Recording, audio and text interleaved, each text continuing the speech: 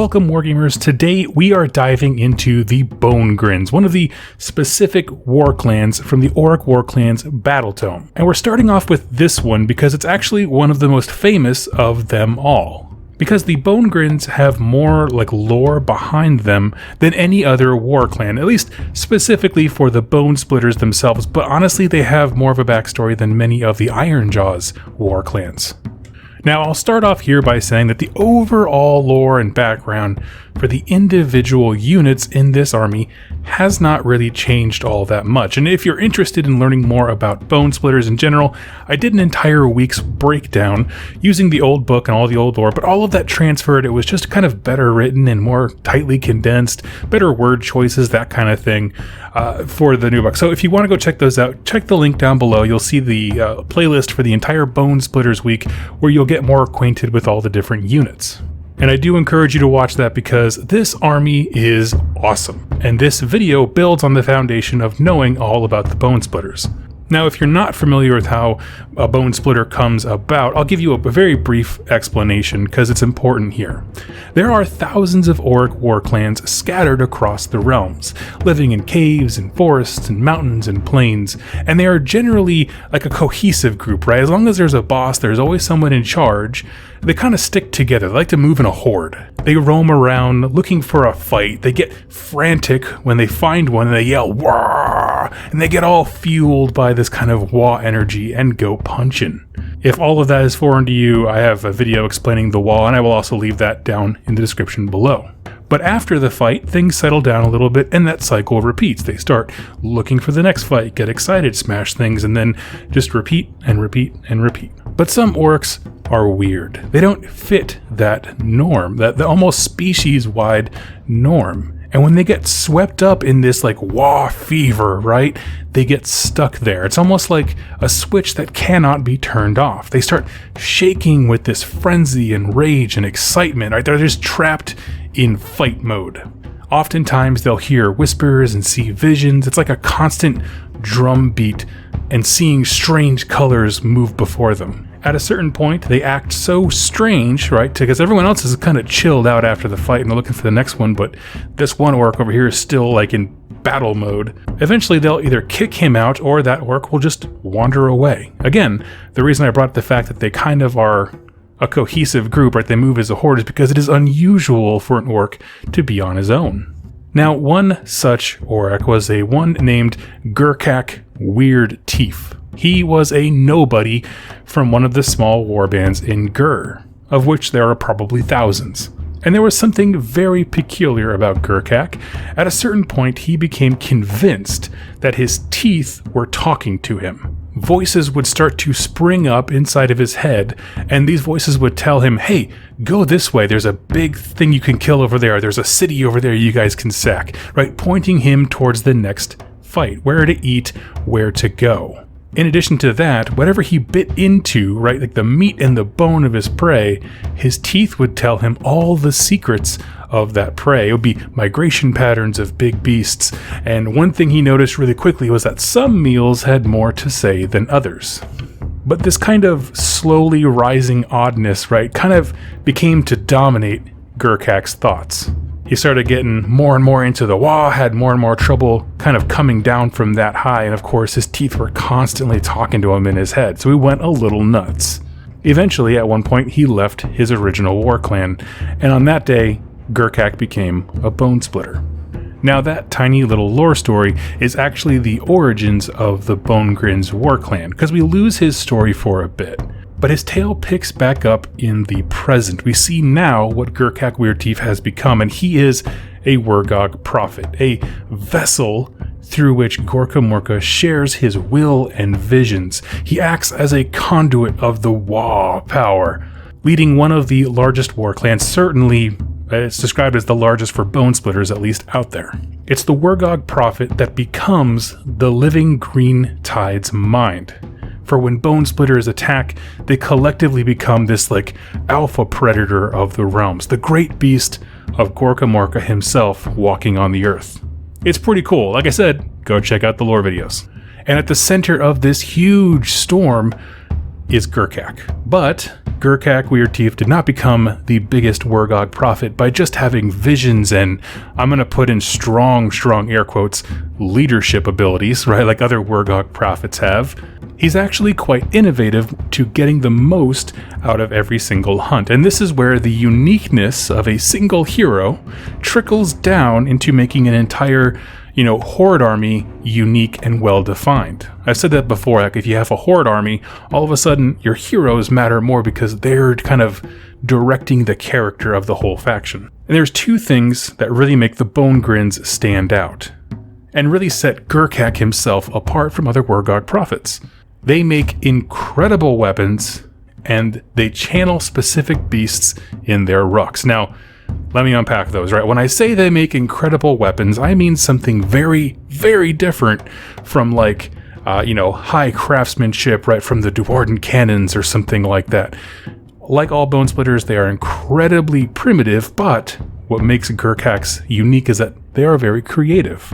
At some point, Gurkak Weirdteef figured out the use of realmstone, and being in Gur, or at least from Gur, because they can travel everywhere, the realmstone in this realm is a deep amber-colored gemstone. When you are near this stone, right, this raw bestial magic, just kind of in solidified form, you start getting really antsy, right? It fills you with that kind of vigor, makes you go wild, you become as ferocious as a monster, you lose all sense going into a blind attacking rage.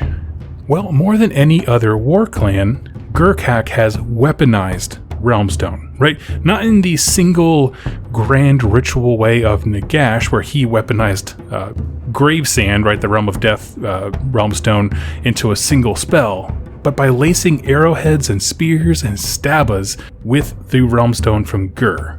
Because ultimately, if you think about it, the WAAAGH prophet's job is to lead the Bonesplitterz, lead his war clan to colossal beasts and kill them, releasing the wild spirit of Gorkamorka back into the realms. And what's the worst outcome possible for a hunt like that? And that's if the beast runs away. Well, how do you solve that, right? Let's get innovative. How do you solve that? Gur realmstone. When one of these realmstone-laced arrows hits or a spear pierces the beast, the victim of it becomes so full of rage and this mantic energy, they become as wild as possible. They charge headlong into the Bonesplitterz, right? The orcs, they don't have to chase the prey. It gets so wild and dangerous it comes to them. That is a creative solution that amplifies how many beasts they can hunt and kill. And it doesn't just work on beasts either. There's a story of the Bonegrinz in here clashing with the Hammerhall Guard. The Bonegrinz fire arrows, and of course, they're bad shots and they're crappy arrows. Most of them missed. But all the realmstone from Gur on the battlefield that kind of laced the entire area of the Free Guild soldiers made them turn feral. And they broke their tight, nice regimented ranks to charge, right? The battle line just collapsed, and this made it really easy for the Bonegrinz cavalry to run them down to a man. And like I said, as a side note, it just says the Gurkak started in Gur. It doesn't mean necessarily that's where they live and they can't leave there. They can, like all Bonesplitter tribes, just migrate everywhere after beasts. So having them go up against a army from Hammerhall, which is typically in Giran or Akshi, it makes perfect sense. But regardless, this is a cunning use of natural materials that have a devastating effect on their enemies. The second part of their uniqueness is embodying a specific beast, and this one has a lot less info on it, so I'll do what I can. Every Bonesplitter war clan is made up of a series of rucks. These are like the battalions as we would know them in the game. I went into every single one of them on the Bonesplitterz Lore series. All of them have different roles within the army, and they're kind of like loose formations rather than like a strict military structure. It's just groups that specific units fall into in the heat of battle. Well, Gurkak encourages each of these rucks to choose a specific beast, something that they want to exemplify, right? So if you want speed, we'll all deck out our tattoos like that to mimic, say, like a Griff Charger because they're super fast. Or if you want to have a really tough hide, okay, we'll paint our tattoos and everything to match to make us look like a magma droth kind of thing. And it's always some beast that they've hunted or are actively hunting. When that beast is slain, the entire ruck eats of its flesh, fashions crude weapons and trinkets from its bones, banners, and all that kind of thing, and tattoo themselves with depictions of the beast, basically doing everything they can to channel its power into themselves. Now, it's unclear exactly what effect this has, like if you actually do get tougher, if you actually do get faster, that kind of thing. We know that Bonesplitterz can channel some kind of primal power from bones, just like Fire Slayers do from Urgold, but I have an additional thought. When most Rooks in other war clans are a rabble, right, rather than a formation, right, marking yourself with a specific beast gives this small iota of organization. Forming the Rooks, the aspects of the beast, more quickly because you can quickly identify who you should be with, right? And when battle strikes, you just kind of snap into your groups. Like I said, because you can identify where your other boys and your, unit, as we would call it, are.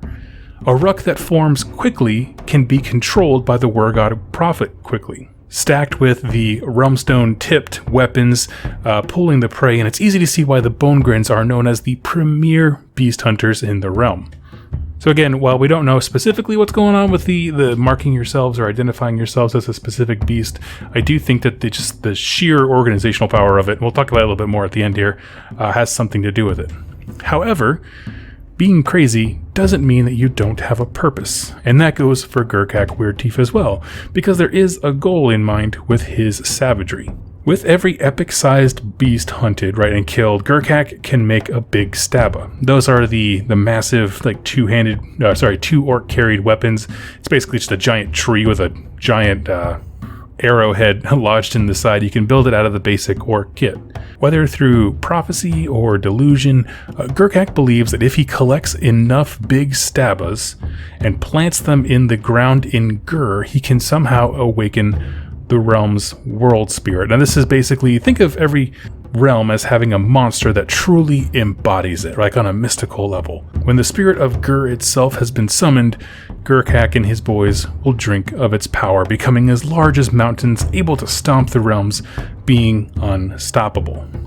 That is the story that he tells his boys anyway. Whether or not it's true or he's just going stark raving mad, probably a little bit of both. So let's take a step back here and ask ourselves, why are the Bonegrinz specifically so cool? The Bonegrinz are an interesting change from their old Bonesplitterz book to now. If you've never read that battle tome before, nearly all the lore in it is about this war clan. All the battle plans had stories attached to this specific war clan.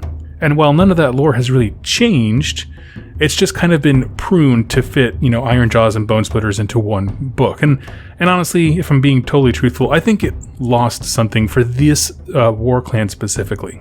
That they are known around the realms as these incredible hunters without equal is awesome. They absorb smaller war clans they come across and are followed by many Ironjawz armies because every orc seems to know that Gurkak Weirdteef can lead them to a good fight. And that's the whole point. It doesn't matter what kind of orc you are. It could be an Ironjawz, you could be just a random one that doesn't really follow any specific clan. You just want to have a good fight. And I feel like that fact was really touched on a lot in the old battle tome, but is not so much, it's kind of understated in the current one. And what I like, honestly, is that this is an army full of the dumbest, craziest beings in the mortal realms, right? Orcs are just not bright. And then they go nuts when they become Bonesplitterz, right? So you add a low intelligence on top of insanity. The Bonegrinz shows us what happens when an ounce of order is introduced, right? They get smart about how to use weapons, meaning they lace them with realmstone from Gur. Or they form up with a hint of organization by Ruck. When just a dash of reason, right, is added to this army, they become the premier hunters in the realms. Like this alpha predator and green tide that stalks and washes over the realms, going from place to place. And there's just something about that makes me chuckle, right? Along with Gurkak's teeth talking to him, even though GW has kind of moved slightly away from the funny dumb orc, right, design and making them more scary, there's still little fun things like that get to me. And just the idea of like, what if they had the slightest dash of reason, making them the most dangerous thing out there? I think it's fantastic. I just want to end here by saying that I do think that in the new battle tome, the current one we have, the Orc War Clans, I do believe The WarClan rules really do embody this by making your opponent charge if you're near them, something like that. I don't know. I think it's fantastic in terms of translating the lore to tabletop. I think they did a great job.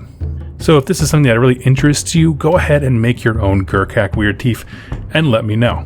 Are the Bonegrinz your favorite WarClan? Go ahead and let me know in the comments down below. I will talk to you there. Thank you all so much for listening, and happy wargaming.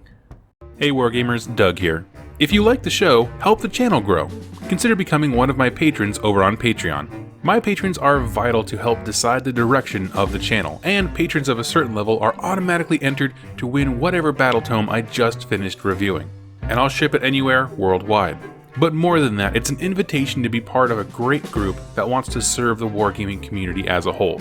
Click the link in the description down below and you'll be brought over to my Patreon page, which is bursting with helpful information and will answer a lot of questions you may have. For as little as $1 a month, you can support me and make this channel possible. Thank you all so much for your consideration, and happy wargaming.